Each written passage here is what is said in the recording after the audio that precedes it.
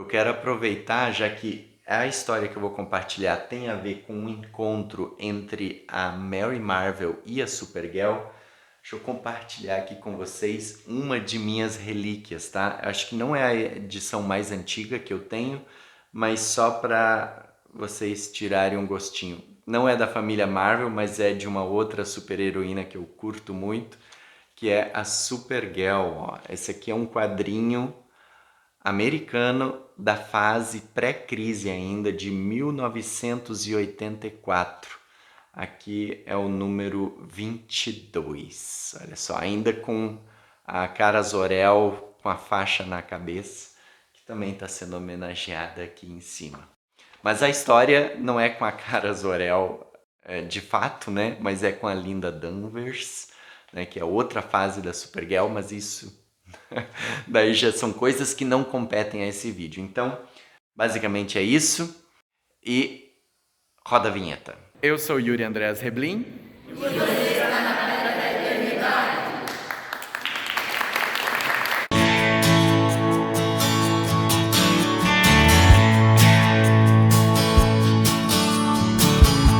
Gente querida, eu espero que tudo esteja bem com vocês.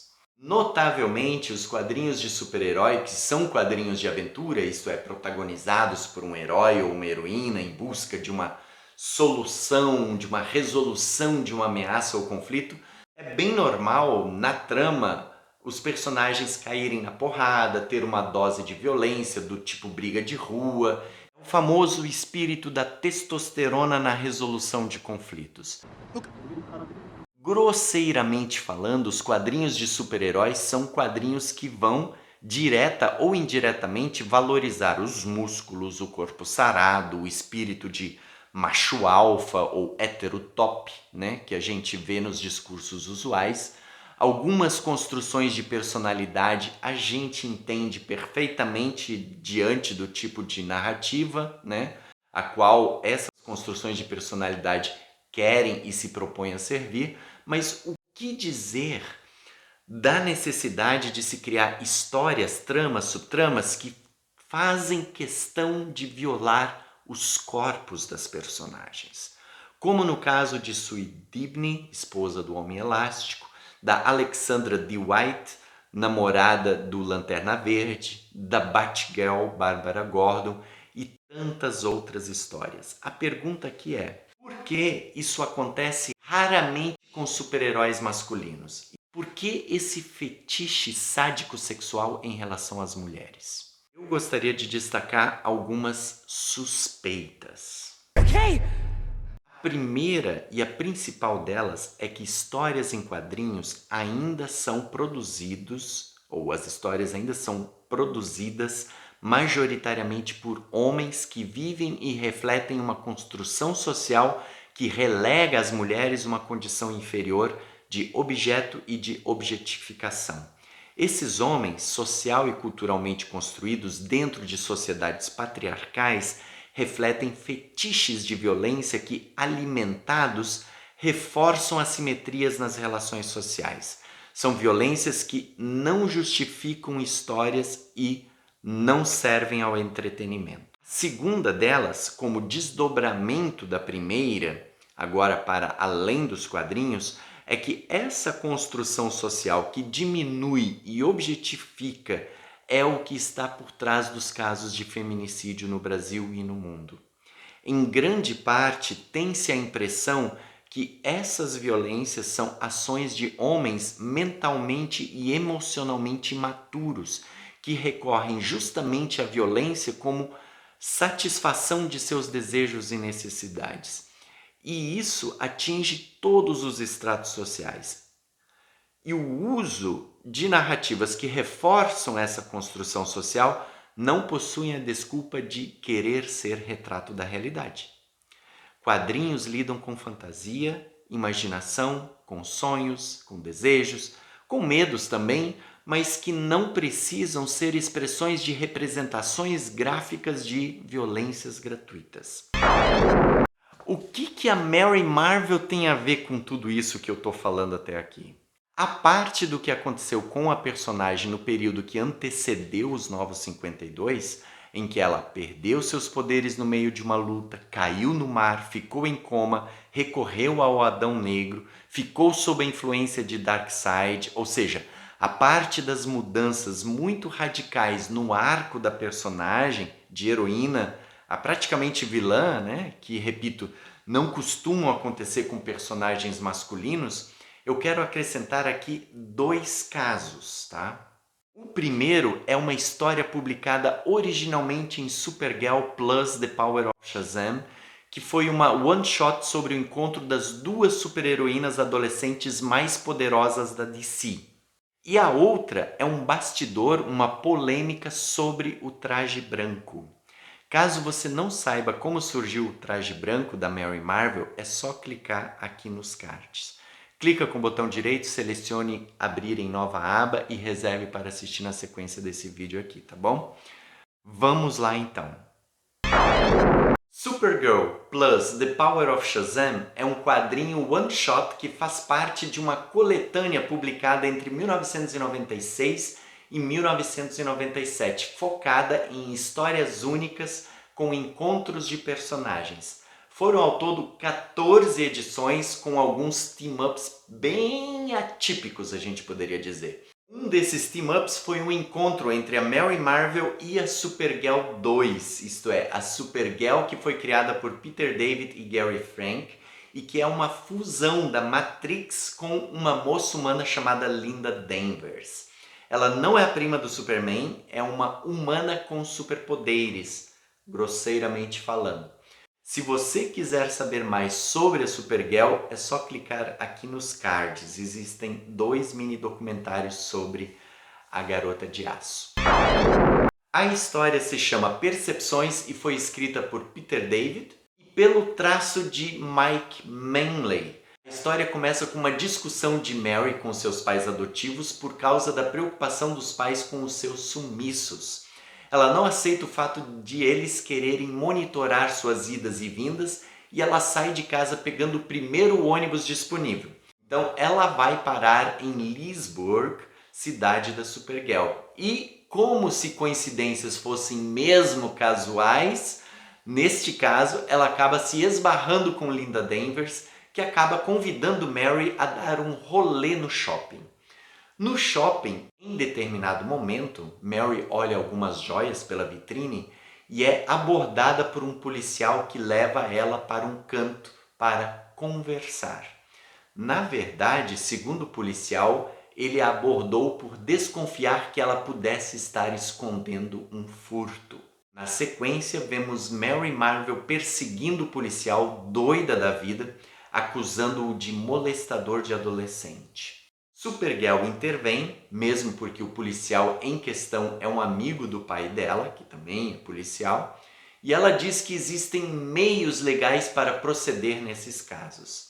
Mary vai à delegacia de polícia, conta tudo o que viu para o pai da Supergirl, né? Como eu falei, é um policial, que a propósito tem problemas com álcool, e o pai da Supergirl também inquire o seu amigo, que conta uma história bem diferente. Ele diz que ele havia visto uma menina furtar uma loja, ele foi abordá-la e viu uma menina parecida do outro lado da rua. Como ele não tinha visto o rosto, ele achou que pudesse ter sido a mesma menina, o que foi confirmado, segundo ele, quando ela ficou nervosa na abordagem. O pai da Supergirl e a própria Supergirl reforçam que o policial em questão é um homem bom. Porque ele tomou tiros pelo pai da Supergirl no passado, porque ele está passando por uma fase difícil de divórcio, e pode ser que ele tenha sido agressivo e dado a entender que tivesse segundas intenções na forma como abordou a Mary. Diante do contraste de versões, o pai da Supergirl resolve deter a Mary Marvel, visto que, fora ela, não há outras testemunhas que possam corroborar com o que a Mary Marvel havia visto. Ela fica irritada com a atitude da polícia e da própria Supergirl e sai voando.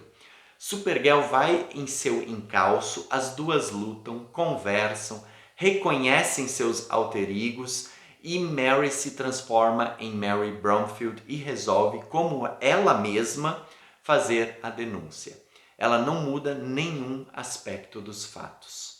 E agora vem o melhor. Diante do novo cenário, agora com a Mary Bromfield como vítima e o testemunho da Mary Marvel, Capitã Marvel na história, o pai da Supergirl sugere resolver a situação discretamente. Mary e Linda ficam surpresas e o pai da Supergirl, muito amigo do policial, diz o seguinte: meninas, esse é o tipo de acusação que permanece mesmo se não for verdade. E a Mary: então você está tentando abafar? Faz sentido? E ele tenta desconversar. Estou tentando garantir que nenhuma injustiça seja cometida com ninguém, senhorita Bromfield. A gente sabe que você é uma fugitiva, de casa no caso, né? E agora, considerando quão estressada você estava, é possível que Lenny, o policial, tenha dito e feito coisas que você simplesmente interpretou errado. E Lenny, é possível, com tudo que você tem passado ultimamente, que suas ações foram exageradas, mesmo sugestivas, e isso pode ser resolvido sem irmos para o próximo passo? E aí, ambos respondem não. Então, a cena corta para a casa dos pais de Mary, com ela chegando em casa e a mãe dizendo que eles vão resolver o problema juntos. E a cena seguinte, ainda na sequência, é a do policial no carro tentando convencer a si mesmo que ele seguiu o protocolo e que a corregedoria vai apurar os fatos, que ele nunca faria nada com uma garotinha. Ele diz: que tipo de policial, que tipo de homem eu seria se eu... E aí a imagem fala por si. No final, então, a história apresentou uma tentativa de abuso por parte de um policial sobre uma menina, uma adolescente. É uma história pesada e é uma história que reflete, nem que parcialmente, um dos crimes mais bárbaros que existem em nossa sociedade e que acometem adolescentes de todos os estratos sociais, em situação de vulnerabilidade social, emocional, econômica e por aí vai. E é um tipo de crime que muitas vezes não acontece fora de casa, mas dentro de casa, que é o lugar mais perigoso por causa das relações de confiança que são estabelecidas dentro de núcleos familiares. Nesse sentido, a história é interessante, embora eu destacaria duas coisas, eu teria duas observações. A primeira delas é que uma história desse tipo, né, e aí eu tenho que concordar com um comentário que o Jerry Ordway fez numa entrevista, com um assunto delicado como esse, ele não deveria acontecer em um quadrinho em que a Mary Marvel é uma convidada. Ele não deveria acontecer no quadrinho da Supergirl, né, onde a Supergirl tem um protagonismo maior. Mas se fosse acontecer, teria que ser no quadrinho do universo do Shazam. Agora, é uma história muito pesada para uma personagem como Mary Marvel. Por que precisa fazer a personagem passar por uma situação assim? Em que medida essa trama contribui para o debate social que se propõe em tese a fazer, ou em que medida contribuiu na época? Só que isso não é o pior. E aí eu gostaria de trazer agora na íntegra o comentário do Jerry Ordway para conciliar com outro caso relacionado a uma polêmica envolvendo o uniforme branco. Vocês vão saber disso agora. Jerry Ordway disse o seguinte: os personagens do Capitão Marvel são infantis e talvez ingênuos, e meu objetivo nunca foi esfregar o nariz deles na realidade do mundo de uma forma ruim, apenas para ampliar a ação. Agora parece que a intenção de todos é de alguma forma contaminar sexualmente esses personagens. Para mim, esse não é um lugar para onde você vai. Primeiro, eles são personagens infantis, o que sempre esteve na minha mente. Segundo, é como pegar seu melhor amigo e tentá-lo fazer beber e fumar pela primeira vez. Não é o que você faz, e todo escritor parece decidido a fazer isso agora. Acho que Chris Duffy estava editando o crossover Supergirl Mary Marvel e a primeira coisa que Peter David queria fazer era que Mary Marvel fosse assediada sexualmente ou molestada por algum personagem policial da série da Supergirl. Qual é? Isso não deveria acontecer no quadrinho dela, muito menos com essa personagem. Se isso fosse acontecer, o que não aconteceu, deveria acontecer na série principal da qual ela faz parte. Mas por que fazer isso? E ouvi recentemente que Keith Giffen apresentou essa ideia algumas vezes, assim que coloquei Mary Marvel em um traje branco. Keith iria fazê-la perder a virgindade e depois colocar o traje vermelho novamente. Em que medida isso ainda é entretenimento?